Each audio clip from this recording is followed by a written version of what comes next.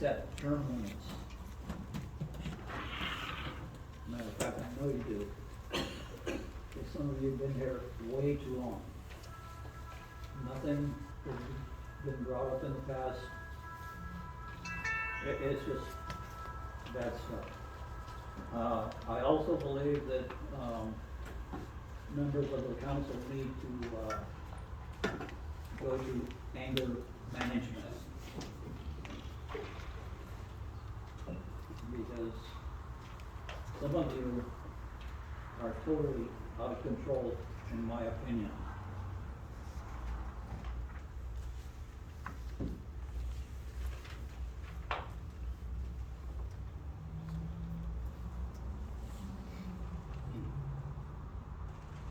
Now, if you go along with this Sendag garbage about transit everywhere, think about the people that work for EDCO. They start at 4 o'clock in the morning. The buses and the trolleys don't run that early. And that idiot that's running Sendag, Mr. Pickett, or whatever his name is, wants everybody to take the trolleys and the buses. You can't go to the beach on a trolley. Oh, sure, you can go to Balboa and then walk down to the beach. But then you have to carry all your stuff with you if you have your children with you. And that's a good hike from Balboa to the beach. And then you have to walk all the way back.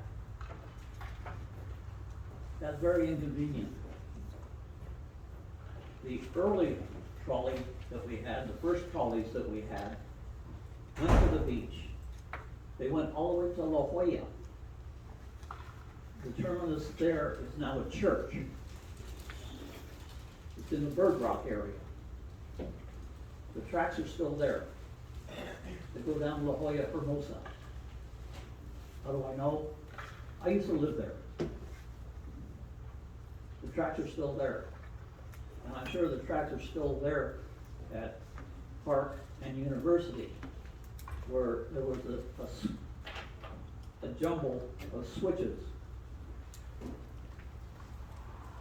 Trolley used to go down to University. It didn't go very far. It just went to, I think it's Euclid, and then it turned around there. But Thank you so very much. Next, we have Rick Gold, followed by Kenny Martinez.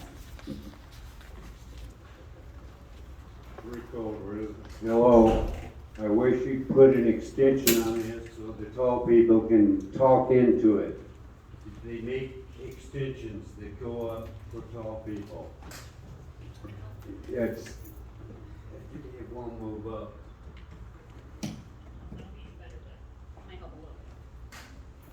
Okay, I just want to give you guys a little background on me. I've been a volunteer with the blood bank for decades.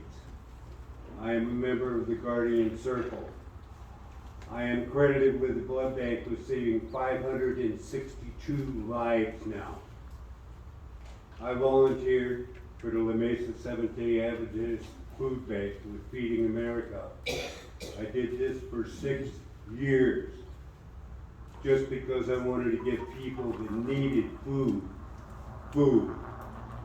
I volunteered with the Chamber of Commerce here for 6 years because I wanted to remain relevant in this city.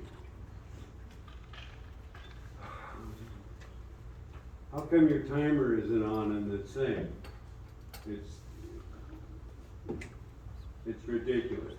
You need an extended microphone for the tall people to come in here so they can speak into it. I am a professional volunteer. I volunteer for the Lemon Grove Improvement Council. I clean up the downtown area every day. I do my civic duty.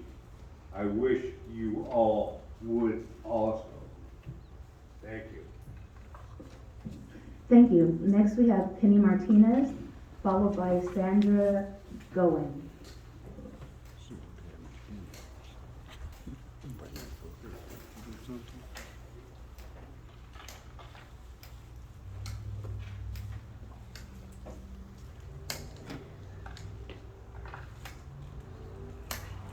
I'm not very good with these things.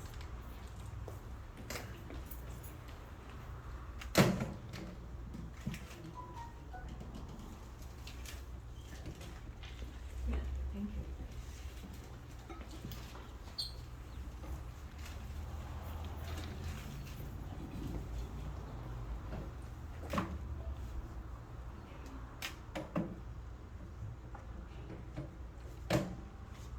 Today I'm here to speak directly to you, Ms. Vasquez. Last week, as I laid in bed and I watched the whole meeting on video, thank you very much, Jessica and everyone. And I want to speak to the last 2 minutes, or the last part of the, where 2 minutes are given for everyone to report on the meetings that they go to. Ms. LeBaron was first. She spoke about her meeting, and then she said something about about the meeting we had on Friday the 25th, I believe, of March, about the rec center. She asked for help from her colleagues, put it on the council. You admonished her, told her to read her handbook, you banged on your thing. Shut her up, rudely. Then George spoke, and he spoke about the same meeting.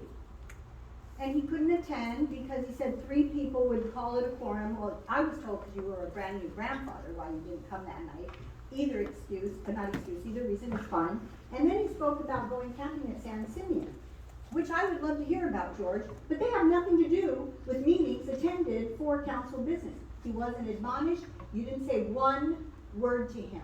Now I'm in bed listening to this, so I'm not even aware of anything else in the room. I'm just watching what you did specific. Then the same thing with Ms. Mendoza.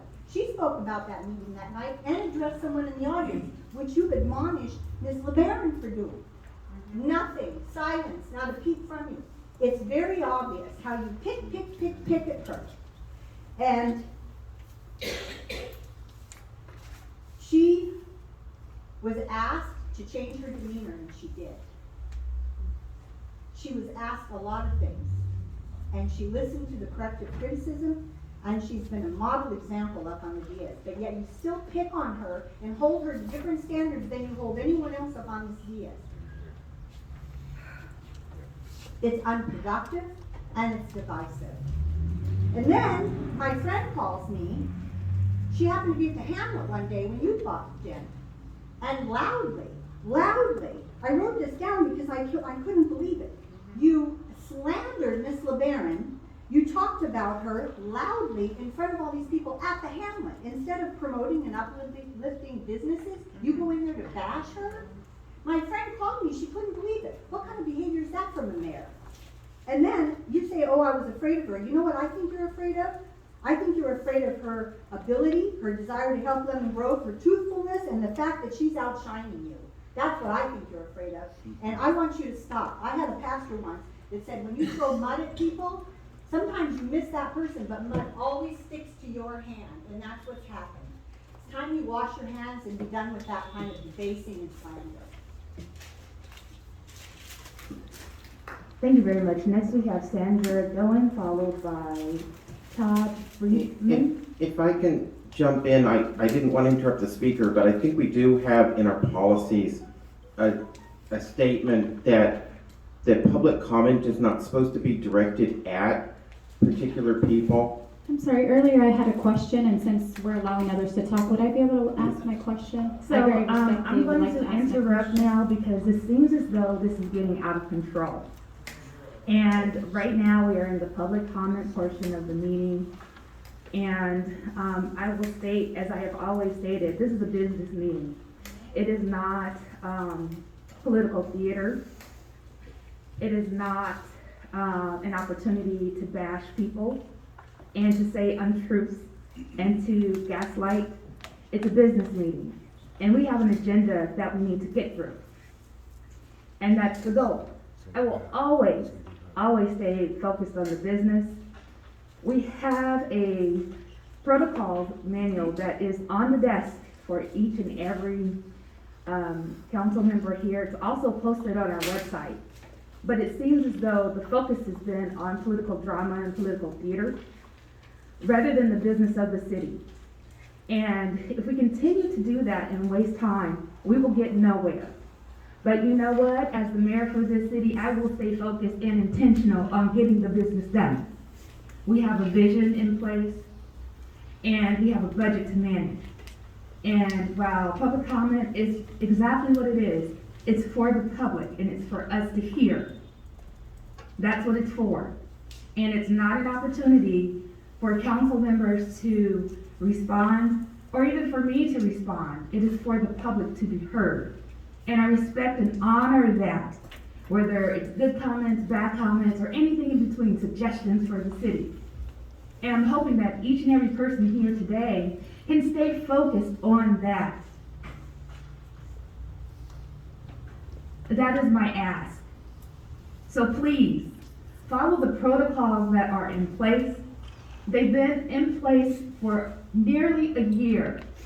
And it's a waste of time for me to answer the same question by Councilmember LeBaron week after week after week. It's the same questions, and it nets nothing for the city.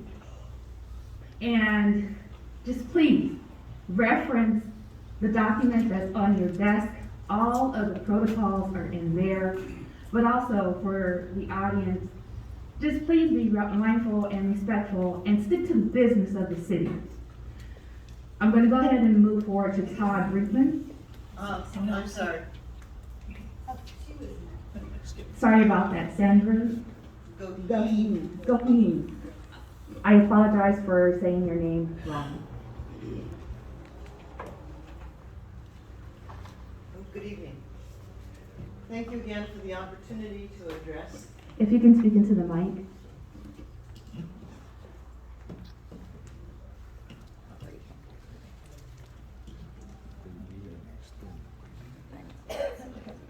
Thank you again for the opportunity to address this council.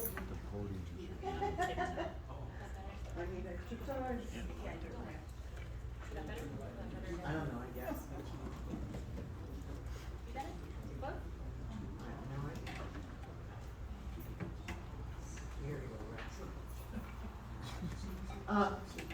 My name is Sandra Goheen. I'm here for, as a self-appointed representative of the residents of Mulder, Haven, and Crestline Streets.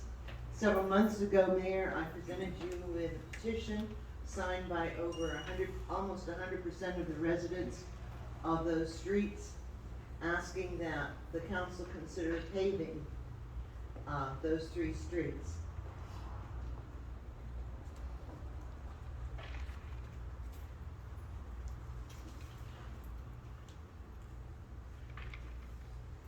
However, as of this meeting, no work has been done on those streets. The request and the petition seems to have been ignored. The people that live on those 3 streets are in constant danger of falling and causing injury to themselves, which has potential of creating a lawsuit for the city because of its neglect of those streets. I have noticed, however, that many other streets in Lemon Grove have been repaved. Most of those streets are known as no outlet, which makes me wonder who is living on those no outlet streets that they get preferential treatment. I want to congratulate the council on the progress of repaving those other streets that I have noticed. It makes the city look very nice and respectable.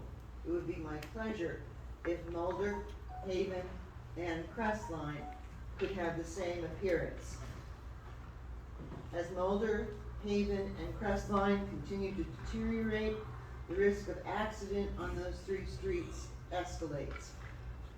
Left unattended, we would not have a street there, we would have a beautiful garden because the weeds and plants are starting to grow up in the middle of the street, which makes any possibility of riding a bicycle or playing all on that street or just walking your dog, quite the hazard.